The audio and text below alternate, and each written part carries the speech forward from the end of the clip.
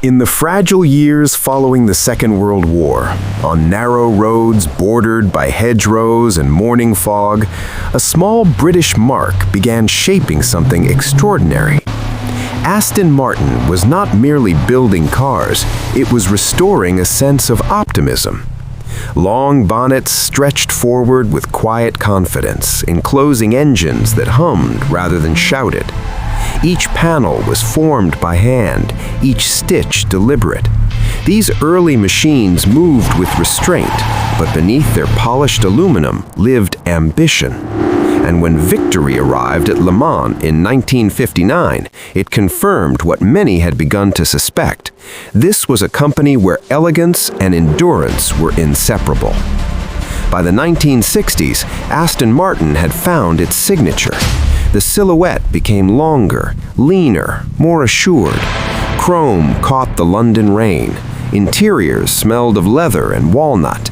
Performance was no longer simply about speed, it was about composure. The DB5, perhaps the most recognizable of them all, carried British sophistication onto the world stage. It did not demand attention, it commanded it. In this era, Aston Martin became a symbol of discretion, of power, of understated confidence. The 1970s brought a different mood. The world felt heavier, uncertain. Engines grew larger, voices deeper. The V8 models arrived with a presence impossible to ignore. They were broader in stance, firmer in tone, machines that seemed to push back against economic turbulence with mechanical defiance.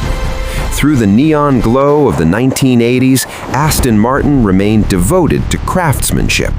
While others chased excess, it refined its character. Beneath sharp-edged bodywork, hand-built engines continued to pulse with unmistakable identity. The 1990s marked a turning point. Survival gave way to revival. The DB7 signaled renewal, smoother lines, modern engineering, and a reawakening of global relevance. Soon, the V12 emerged, not as brute force, but as orchestration. Its sound rose and measured crescendo, a mechanical symphony that echoed across mountain passes and motorways alike. Into the early 2000s, models such as the Vanquish and DB9 redefined the Grand Tourer for a new century. Lighter, stronger, sculpted from aluminum, yet rooted in tradition. Then came a sharper focus. Carbon fiber replaced steel. Aerodynamics began to sculpt the airflow itself. The DBS and later the 177 revealed a more assertive side, machines of rare precision and limited number, where performance and artistry converged. On track and road, Aston Martin demonstrated that refinement need not diminish intensity. It could, in fact, amplify it. As the world moved toward electrification, Aston Martin adapted, cautiously at first. Turbochargers whispered beneath the bonnet. Hybrid systems blended silence with surge. The Valkyrie reimagined what a road car could be, drawing directly from the science of Formula One. It was a statement that innovation, too, could carry the brand's soul forward. Meanwhile, Grand Tourers evolved into digital sanctuaries of light and carbon, balancing technology with tactile craftsmanship. By the 2030s, electricity was no longer an experiment, it was the foundation. The thunder of combustion softened into memory, replaced by the near-silent rush of instant torque. Yet something essential endured. The proportions remained dramatic. The stance remained purposeful. Even in autonomous motion, there was a sense of poise, a reminder that this was not merely transportation, but expression. And as 2050 approaches, the Aston Martin of the future appears less assembled than sculpted, shaped by air, guided by intelligence, propelled without combustion. It moves silently across the same British landscapes where its ancestors once roared.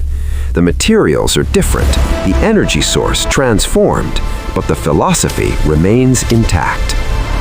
For over a century, Aston Martin has navigated war, recession, reinvention, and revolution.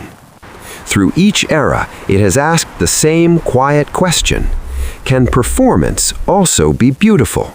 From hand-formed aluminum in the 1950s to adaptive electric hypercars of tomorrow, the answer has consistently been yes.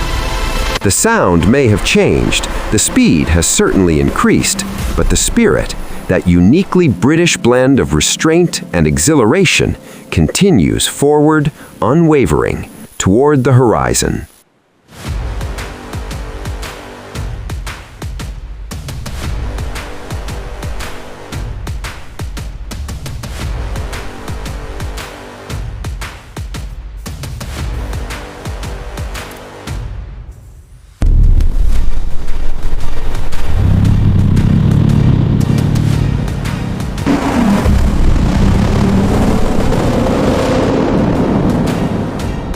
Please like and comment the video.